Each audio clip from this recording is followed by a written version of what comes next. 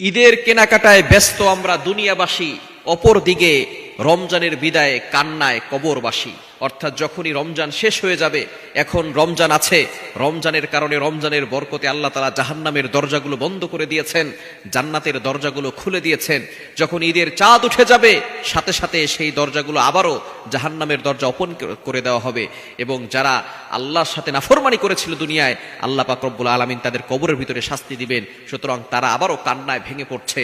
আমরা ঈদের কেনাকাটা নিয়ে ব্যস্ত হয়ে পড়েছি। যাদের মা বাবা দুনিয়া থেকে বিদায় নিয়েছে, তাদের জন্য দোয়া করেন। রমজানে দোয়া করলে দোয়া কবুল হয়। তাদের জন্য সদাকা করেন, ডোনেশন করেন, তাদের জন্য ভালো কাজ করেন এবং সদকায়ে জারিয়া হিসেবে কিছু করেন, তাদের জন্য দোয়া করেন। এখন যেভাবে তাদের কবরের আযাব বন্ধ আছে, কিয়ামত পর্যন্ত যেন তাদের কবরের আযাব বন্ধ হয়ে যায়। সুতরাং আমরা ঈদের কেনাকাটা নিয়ে ব্যস্ত হয়ে পড়েছি, অথচ কবরবাসীরা ভেঙে পড়ছে, তারা হতাশ হয়ে যাচ্ছে যে তাদের আত্মীয় স্বজনরা, ছেলে মেয়েরা তাদের